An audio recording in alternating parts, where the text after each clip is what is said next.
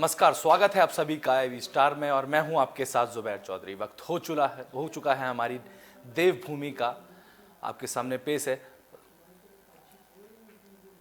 उत्तर काशी से गंगोत्री विधानसभा में नई पार्टी के तौर पर आम आदमी पार्टी के इस चुनाव में नया मोड़ दाज गया है। आपको बता दें कि अजय कोठियाल गंगोत्री विधानसभा से आप पार्टी उम्मीदवार हो सकते हैं।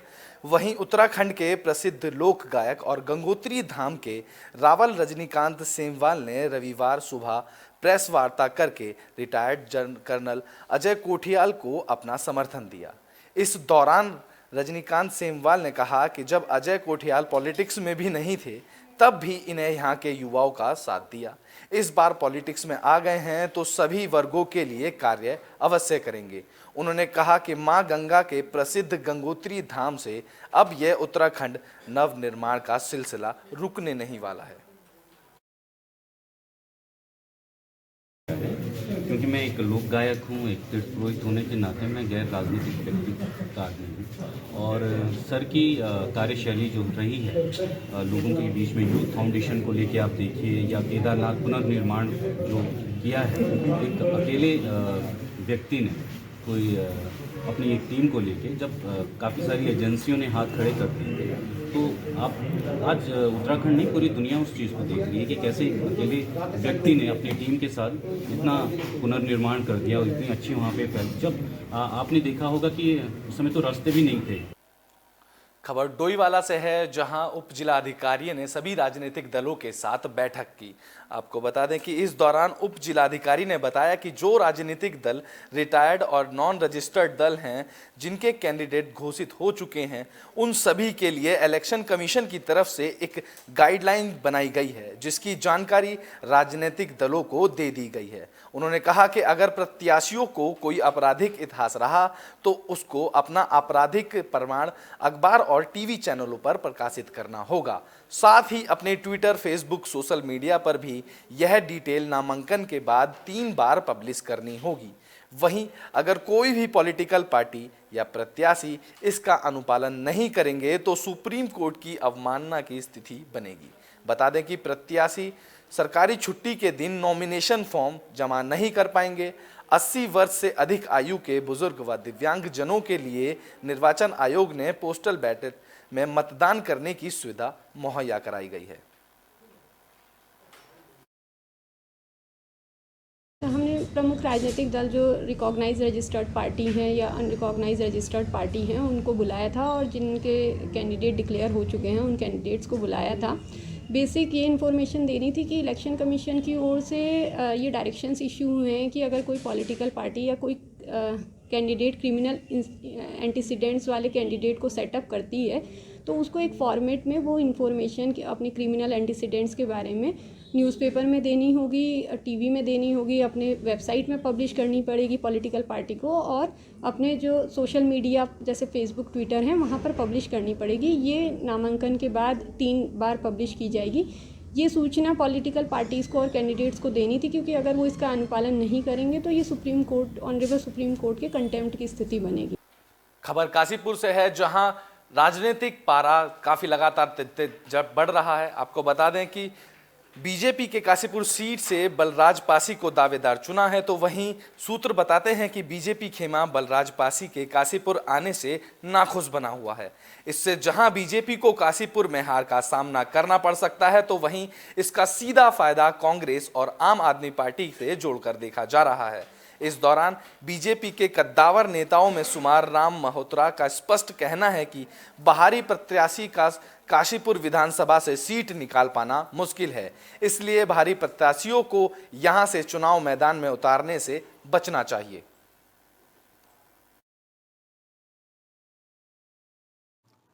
देखिए, वो तो हम लोगों का भी ये है कि जो है वो भारी प्रत्याशी नहीं होना चाहिए, लेकिन अब पार्टी संगठन जो भी तय करेगा वो तो पार्टी के उच्च नेतृत्व पर डिपेंड करता है।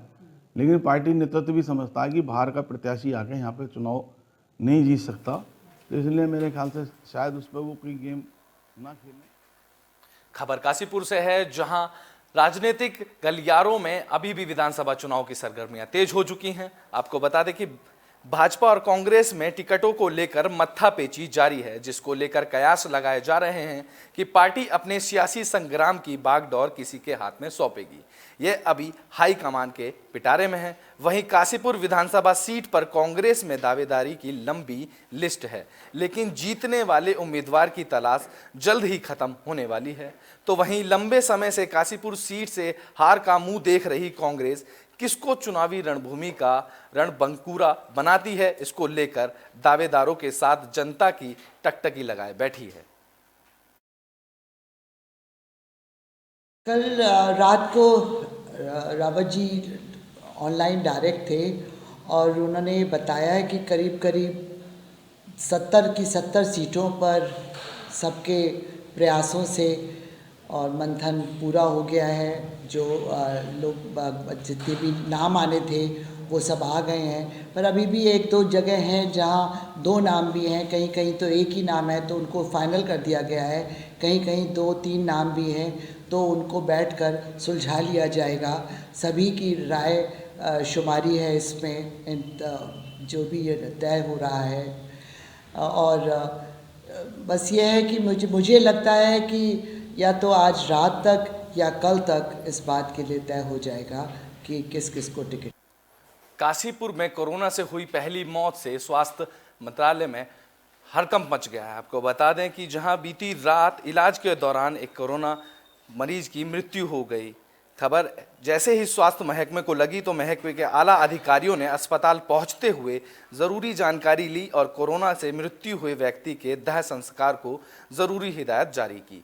वहीं इस दौरान अस्पताल के सीनियर डॉक्टर प्रियांशु चौहान ने बताया कि मरीज रैपिड टेस्ट पॉजिटिव होने के साथ साथ दमे का पुराना मरीज था, जिसको हमने चिकित्साओं की ओर से बचाने का भरपूर प्रयत्न किया, लेकिन कोरोना के चलते उसकी मृत्यु हो गई।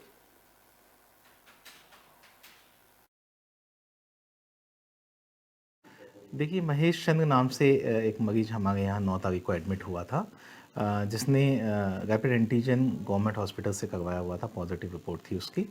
और ये मरीज दमा का मरीज पहले से ही है, 75 साल की इसकी उम्र रही है। तो वैसे ही इसकी जनरल कंडीशन काफ़ी वीक थी और अभी हाल फिलहाल में कोविड से ग्रसित था, तो इसको हमने 9 तारीख से एडमिट किया हुआ था। काफ़ी हाई लेवल पे ऑक्सीजन चल रही थी, फिर इसको हमें वेंटिलेटर पे लेना पड़ा और कल शाम 7 बजे 14 तारीख को इसकी मृत्यु हो गई वेंटिलेटर पे ही। तो हमने इस चीज़ के लिए उस पूरा CMO ऑफिस, DM ऑफिस और LD भट्ट को सूचित कर दिया है और बॉडी को बाकायदा क्रीमेशन के लिए भेजा गया है। उत्तराखंड विधानसभा चुनाव से पहले भारतीय जनता पार्टी की ओर से भेजी गई 70 LED वैन वापस आ गई हैं। आपको बता दें कि लगभग 1 महीने पहले उत्तराखंड सरकार की विकास योजनाओं के प्रसार प्रचार और आम जनता की राय लेने के लिए इन वैनों को रवाना किया गया था। इस दौरान हरिद्वार के भाजपा जिला कार्यालय में कैबिनेट मंत्री स्वामी यतीरानंद ने प्रदेश उपाध्यक्ष अनिल गोयल ने इन वैनों का स्वागत किया। पत्रकारों से बातचीत के दौरान उन्होंने बताया कि पेटियों के जरिए मिले सुझावों को भारतीय जनता पार्टी अपने विजन डॉक्यूमेंट में शामिल करेगी। उनकी पार्टी लगातार जनता के बीच रहकर अपना रिपोर्ट कार्ड तैयार करती है, तो वहीं यह भी उसी का एक हिस्सा है। 18 जनवरी तक जनता के सभी सुझावों को इकट्ठा कर लिया जाएगा। इसको लेकर बहुत जल्द ही विजन डॉक्यूमेंट जारी कर दिया जाएगा।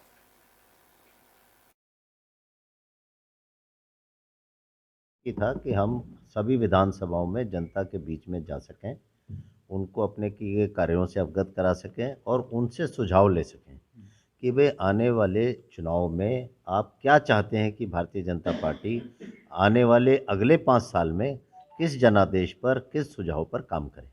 उसको हम एक विज़न डॉक्यूमेंट के रूप में संग्रहित करते हैं, उस पर अपना वो करते हैं। इसमें सर्व समाज, सभी समाज के लोग, सभी दृष्टि से, हर दृष्टि से जनता के बीच में, व्यापारी समाज है, उद्योगपति समाज है और ऐसे अनेकों समाज हैं जिनकी सबकी भावनाएं इसमें निहित हों, ऐसा एक विज़न डॉक्यूमेंट हमारे वरिष्ठतम बराबर एक पद्धति के तहत बैठता है और पार्लियामेंट्री बोर्ड इस बात को डिसाइड करता है अनेकों तरीके से। हमने अपने कार्यकर्ताओं से भी कि भाई उनका विधायक कैसा हो, सुझाव जनता ने दिए हैं उन सुझाव को हम अपने घोषणा पत्र में सम्मिलित करेंगे और जो भी सुझाव जनता ने दिए हैं कि हमारी पार्टी लोकतांत्रिक पार्टी है, लोकतंत्र के आधार पर चलने वाली पार्टी है, उसमें जो भी जनता के हित में, आम जन के हित में जो सुझाव आएंगे उसको घोषणा पत्र में सम्मिलित कर 2000 सरकार में जो हमारी सरकार भारी बहुमत के साथ आएगी उनको पूरा करेंगे। पौड़ी विधानसभा में चुनाव आयोग की तरफ से कई नए प्रयोग किए जा रहे हैं। तो वहीं आपको बता दें, पौड़ी में डॉक्टर विजय कुमार ने प्रेस वार्ता में बताया कि इस बार निर्वाचन विभाग की तरफ से प्रत्याशियों के लिए ऑनलाइन नामांकन पत्र भरने की सुविधा उपलब्ध कराई गई है, जिसमें वे आसानी से अपना नामांकन ऑनलाइन जमा भर कर सकते हैं, जिसकी रिसीविंग भी उन्हें ऑनलाइन ही प्राप्त हो जाएगी। इसके साथ ही उन्होंने बताया कि प्रत्याशियों की तरफ से जनसभा करने या बैठक करने की अनुमति भी इस बार ऑनलाइन पोर्टल के माध्यम से निर्वाचन विभाग की तरफ से उपलब्ध कराई जा रही है, जिसे प्रत्याशी ऑनलाइन अप्लाई कर सकता है, तो वहीं से अनुमति भी प्रदान की जाएगी। उन्होंने बताया कि इसके साथ ही प्रत्याशियों की ओर से किए जाने वाले भुगतान को भी निर्वाचन विभाग की तरफ से ऑनलाइन जमा की सुविधा उपलब्ध कराई गई है, जिसमें प्रत्याशी निर्वाचन विभाग में अपने भुगतान को जमा करा सकते हैं। इस बार एक व्यवस्था का उपयोग किया जा रहा है, जिसमें कि ऑनलाइन पद्धति से भी नामांकन पत्रों को भरने का एक सुविधा प्राप्त हो रहा है।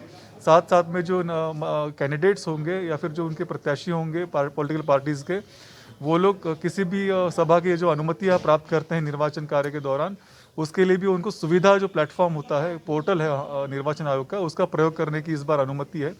इस बार आपको ऑनलाइन धनराशि जमा करने का भी सुविधा जो है निर्वाचन आयोग ने अनुमति की है, तो उसका भी लाभ जो है प्रत्याशी ले सकते।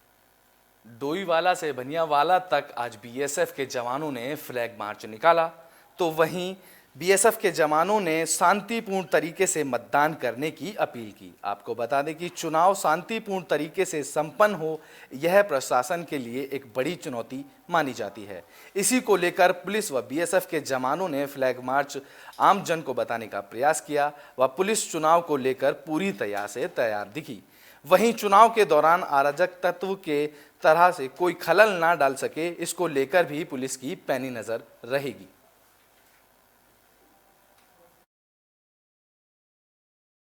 मार्च भानेवाला तिराहे शुरू होकर मैक्सिमम जो हमारा एरिया है उसे कवर करने में, जैसे यहाँ से लेके भानेवाला तिराहे से केशवपुरी बस्ती, मिल रोड, डोईवाला, कस्बा चौक। आगामी विधानसभा चुनाव को शांतिपूर्ण तरीके से कराने के लिए हमें ये फ्लैग मार्च करने का वो मिला है मौका। आगामी विधानसभा चुनाव की तिथियां घोषित हो चुकी हैं। बीएसएफ की एक टुकड़ी के साथ लोकल पुलिस डोईवाला के साथ एक संयुक्त फ्लैग मार्च निकाला गया, जिससे जनता को ये संदेश दे सकें कि वो पूर्ण रूप से सुरक्षित हैं। जो निर्वाचन होगा वो निष्पक्ष होगा, वो सुरक्षित माहौल में मतदेय स्थल में जाके मतदान कर सकते हैं और शांति व्यवस्था कायम रहे। अल्मोड़ा में आगामी विधानसभा चुनाव को शांतिपूर्ण तरीके से कराने के लिए जवानों ने फ्लैग मार्च निकाला। तो वहीं इस फ्लैग मार्च में पुलिस ने जनता से आदर्श आचार संहिता का पालन करने की अपील की। इस दौरान एसओ गोविंद सिंह मेहता ने अनाउंस कर लोगों को कोविड नियमों का पालन करने, चुनाव के दौरान शांति भंग न करने और आचार संहिता का पालन करने की अपील की।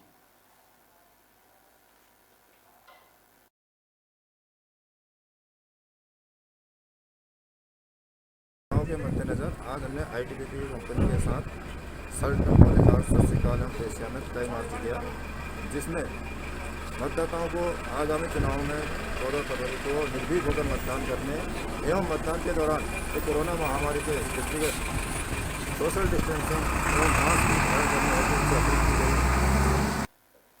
काशीपुर पुलिस ने कार्रवाई करते हुए 3 आरोपियों को आज गिरफ्तार किया है। आपको बता दें कि एसओजी की टीम ने एक संयुक्त कार्रवाई के दौरान 4 अवैध तमंचे और जिंदा कारतूस के साथ 3 आरोपियों को गिरफ्तार करने में बड़ी सफलता हासिल की है।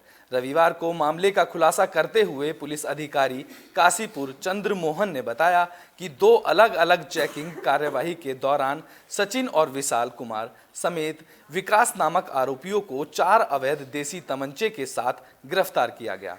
उन्होंने बताया कि इनके कब्जे से कई जिंदा कारतूस भी बरामद किए गए हैं। एसएसपी काशीपुर ने बताया कि आदर्श आचार संहिता का सख्ती से पालन करने के उद्देश्यों से और विधानसभा चुनाव के मद्देनजर पुलिस सक्रिय होकर बॉर्डर के इलाके में निगरानी कर दी गई है। एसपी ने आगे बताया कि इनका आपराधिक इतिहास खंगाला जा रहा है, तो वहीं दूसरे जनपदों में भी इनके रिकॉर्डों को लेकर पूछताछ की जा रही है। दो अलग अलग मामलों में जैसे असलों की बरामदगी हुई है, जैसे कि आदर्श आचार संहिता लागू हो गई है विधानसभा सामान्य निर्वाचन 2022 को देखते हुए, तो इसी संदर्भ में लगातार हमारे द्वारा बॉर्डर पे भी चेकिंग हो रही है और इंटरनल भी हम लोग चेकिंग कर रहे हैं। लगातार इस तरह की सूचनाएं जो मिल रही हैं तो उस पर कार्रवाई कर रहे हैं। तो इसी कार्रवाई के दौरान काशीपुर पुलिस और एसओजी काशीपुर द्वारा संयुक्त ऑपरेशन चलाकर दो व्यक्तियों को, सचिन और विशाल, जो कि मुरादाबाद के रहने वाले हैं, सचिन और विशाल से 3 असले बरामद हुए हैं, जो कि जिसमें एक 315 बोर का, एक 12 बोर का और एक 32 बोर का। इसी क्रम में जो दूसरा विशाल है, जो लोकल ढकिया कुंडेश्वरी थाना काशीपुर का रहने वाला है, इससे भी एक 315 बोर का तमंचा बरामद हुआ है। तो ये 4 असले 2 अलग अलग मामलों में हैं। इनमें अभियुक्त पंजीकृत कर आर्म्स एक्ट में इन लोगों को गिरफ्तार किया गया है और बहुत जल्दी हम लोग बाकी इनसे जो और लोगों के अगर कोई तार जुड़े हैं, इनके बारे में अभी जानकारी प्राप्त की जा रही है कि ये लोग यूपी से लाए हैं या कहाँ ये बने हैं, तो इसमें कार्रवाई आगे भी जारी रहेगी। हमारी देवभूमि में अभी के लिए बस इतना ही। देश और दुनिया की तमाम खबरों के लिए देखते रहें AB स्टार न्यूज़। धन्यवाद।